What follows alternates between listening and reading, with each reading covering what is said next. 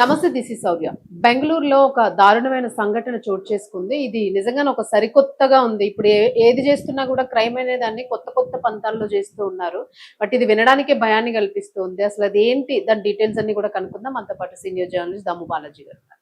నమస్తే sir. Sir, అంటే ఇప్పుడు మీరు చెప్పబోయే విషయము ఎక్కడో మనం సినిమాల్లోనో లేదంటే కొన్ని నావెల్స్ లోనో చదువుతూ ఉంటాం. సో అసలు అట్లాగా కట్టేసి అనే ఒక విధానాన్ని ఆ పద్ధతిని అవలంబిస్తూ కూడా ఒక సజీవ దహనానికి పాల్పడింది ఒక అమ్మాయి అని చెప్పారు. సో అసలు డీటెయిల్స్ ఏంటి సార్, ఎట్లా జరిగింది? మామూలుగా ఇది నేను హాలీవుడ్ సినిమాల్లో చాలా సార్లు చూసానండి. హాలీవుడ్ సినిమాలో తప్ప ఇండియాలో అయితే నేను ఎప్పుడు వినలేదు, చూడలేదు. అందులో ఒక అమ్మాయి ఇలా ఆలోచించి ఇలా చేసిందంటే నాకు కూడా షాకింగ్ గానే ఉంది. ఒళ్ళు జలధరించే సంఘటన.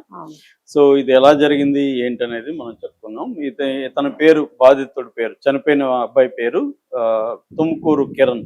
అంటే కిరణ్ అబ్బాయి పేరు. తుమ్కూరు వాళ్ళది. బెంగళూరులో గత కొంతకాలంగా రాజాజీ నగర్ భాష్యం సర్కిల్లో అతను విఐ అంటే వడాఫోన్ అండ్ ఐడియా రెండు కలిసే కదా. విఐలో మొబైల్ సర్వీస్ సెంటర్లో పనిచేస్తున్నాడు. అక్కడే పనిచేస్తున్న ప్రియా అనే అమ్మాయిని 2 ఏళ్లకు ముందు లవ్ చేశాడు. ఆ అమ్మాయి కూడా లవ్ చేసింది.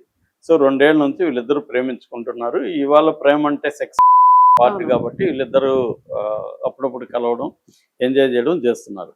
అయితే మేబీ ఇతనికి మోజు అమ్మాయి మీద పోయిండొచ్చు. ఆ అమ్మాయిని పట్టించుకోవడం గత కొంతకాలం మానేశాడు. రెండోది, ఆ అమ్మాయి పెళ్లి చేసుకోమని అడుగుతుంది. పెళ్లి చేసుకునే ఇంట్రెస్ట్ ఇతనికి లేదు. దాంతో ఆ అమ్మాయి ఇతని మీద పగ లోపల పెంచుకుంటూ వచ్చింది. అంటే వీడు నన్ను పెళ్లి చేసుకోడు, వదిలేస్తాడు, ఇతను లేకుండా నేను బతకలే అంటే ఎమోషనల్గా అమ్మాయి ఇతను ఫ్యూజన్ లవ్ అంటారు దాన్ని, జిల్టెడ్ లవ్ అని కూడా పిలుస్తారు సైకాలజీలో. ఆ జిల్టెడ్ లవ్లోకి వెళ్ళిపోయింది. అంటే ఇతను నాకు దక్కకపోతే ఎవరికి దక్కకూడదు అన్న పద్ధతిలోకి వెళ్ళిపోయింది. మామూలుగా ఇది ఎక్కువ మగవాళ్ళు చేస్తుంటారు అమ్మాయిల విషయంలో. తనకి దక్కని అమ్మాయి ఇంకెవరికి దక్కకూడదు అని అమ్మాయి మీద యాసిడ్ పోయడం కానీ అమ్మాయిని మగవాళ్ళు ఎక్కువ చేస్తారు. ఈ అమ్మాయి కూడా అలాంటి లక్షణాలు ఉన్నాయి. దాంతో ఈ అమ్మాయి పగబెట్టుకుంది. అయితే దాన్ని బయటికి కనబడకుండా అతనితో మంచిగానే ఉంటుంది. మొన్న మధ్యాహ్నం 2 గంటల ప్రాంతంలో ఆ అమ్మాయి వాళ్ళ ఇల్లు బైదరాహల్లి అంటారు, కొద్దిగా అవుట్స్కట్స్ లో ఉంటది బెంగళూరుకి. అంటే వాళ్ళు ఉండి అమ్మాయి వాళ్ళ అమ్మ నాన్నలతో ఉంటది. అంజనా నగర్. ఆ ఇంట్లో వాళ్ళు బయటికి వెళ్ళారు ఆ రోజు. ఎప్పుడో ఈవినింగ్ ఎప్పుడో వస్తారు కాబట్టి ఈ అమ్మాయి ఒంటరిగా ఉంది. మామూలుగా ఇట్లాంటప్పుడు అబ్బాయిని పిలిచేది, ఇంతకు ముందు కూడా ఎంజాయ్ చేసేవాడు. అలాగే ఈ అమ్మాయి ఏమనిందంటే, నీకు వెస్ట్రన్ స్టైల్ ఎంజాయ్మెంట్ చూపిస్తాను ఈ రోజు అని అతనికి ఫోన్ చేసి అడిగింది. సరే, ఇతను కూడా చాలా రోజులైంది, ఏం చూపిస్తుంది, వెరైటీగా చూపిస్తానని చెప్పింది. సో మామూలుగా వెస్ట్రన్ స్టైల్ ఆ అమ్మాయి ఉద్దేశం ఏంటంటే BDSM అంటారు అనమాట.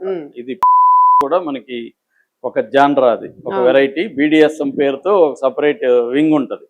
BDSM అంటే అర్థం ఏంటంటే బాండేజీ, D అంటే డిసిప్లిన్, S అంటే సబ్మిషన్, M అంటే మెసోయిజం అంటారు. మెసోయిజం అంటే అర్థం ఏంటంటే పెయిన్ ద్వారా ప్లెజర్ను పొందడం.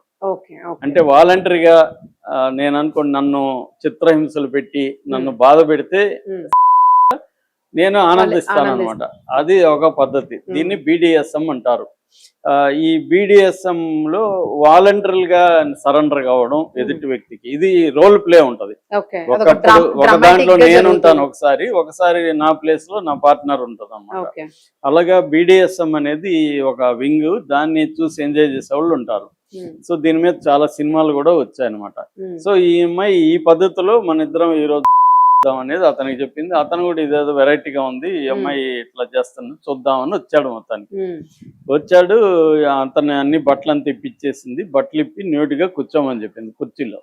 సరే, అతను క్యూరియస్ గా అనిపించింది, ఏం చేస్తుంది ఇదంతా వెరైటీగా ఉండాలి కదా. సో వెరైటీగా ఉందని కూర్చున్నాడు. కూర్చున్నాక ఫస్ట్ కళ్ళకు గంతలు కట్టింది. ఇదేంటంటే ఇది ప్రాసెస్, ఇది మెథడ్, ఇంత ఎట్లాగే ఉంటది అని చెప్పి కళ్ళకు గంతలు కట్టింది. కట్టిన తర్వాత కాళ్ళు చేతులు కూడా కట్టేసింది. చైర్కి ఇట్లా పెట్టి చేతులు కాళ్ళు కూడా కట్టేసింది.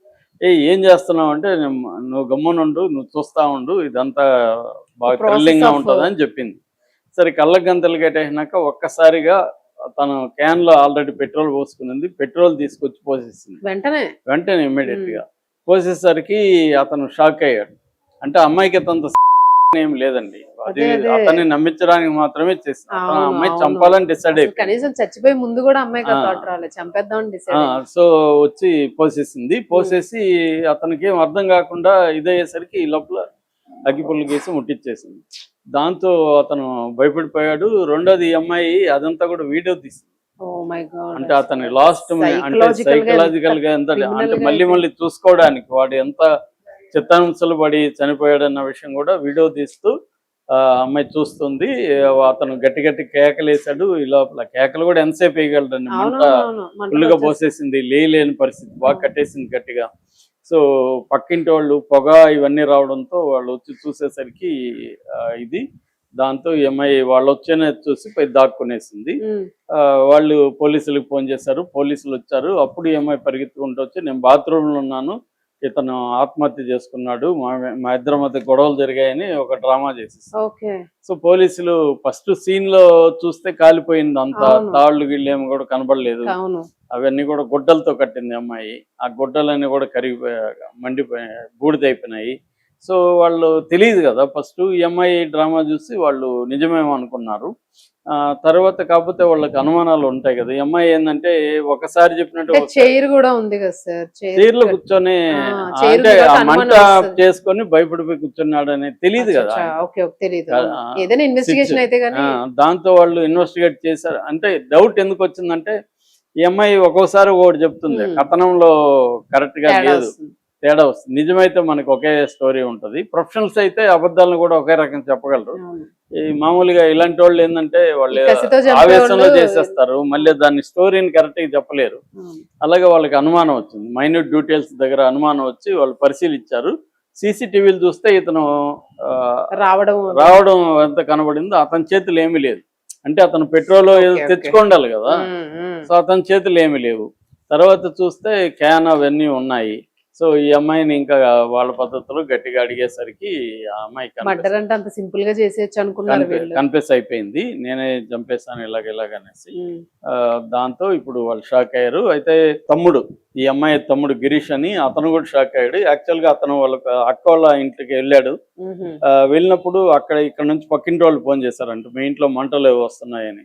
దాంతో అతను పరిగెత్తుకుంటూ వచ్చేసరికి ఇది జరిగింది, నేను ఎట్లా ఊహించలేదు అని అతను చెప్తున్నాడు అనమాట. సో ఇది ఇప్పుడు పోలీసులనే షాక్ చేసిన అంశం అనమాట. అంటే ఈ అమ్మాయి ఇంత కోల్డ్ బ్లడ్ ఎప్పుడు వినలేదని చెప్తున్నారు పోలీసులు. ఇలాంటిది వినలేదు. మనం గతంలో ఆంధ్రాలో ఒక కేసు అత్త మీద కోడలు కరెక్ట్ గా అదే గుర్తొచ్చింది నాకు కూడా. అబ్బాయిని లైంగికంగా పిలిచి అత్తను కూడా ఇలాగే చేసి ఆమె తగలబెట్టేసింది. సో ఇప్పుడు అంటే మనవడుతో ఆడుకుంటూ ఇలాగే కుర్చీలో కూర్చోబెట్టుకొని ఆటలాట అని చెప్పి అత్తను తగలబెట్టేసింది. సో ఇక్కడ కూడా అంతే. అంటే ఈ అమ్మాయి సైకలాజికల్ గా ఏంటంటే అతని మీద బాగా పెంచుకునింది. నాకు దక్కడు అంటే, నన్ను పెళ్లి చేసుకోడు వేరే వాళ్ళని చేసుకుంటాడంటే నాకు దక్కని వాడు ఇంకా భూమి మీద ఉండొద్దు అన్న యాంగిల్లో అమ్మాయి వీక్నెస్ కూడా తెలుసుకుంది. ఎప్పుడో సరదాగా ప్రపోజల్ ఉంటుంది. అంతే వాళ్ళ మాట. ఈ మధ్య వాళ్ళు చాలా మంది అలాగా చేసుకోవాలి, ఇలాగ చేసుకోవాలి, రోజుకొక వెరైటీ ఇవన్నీ అనుకుంటారు కాబట్టి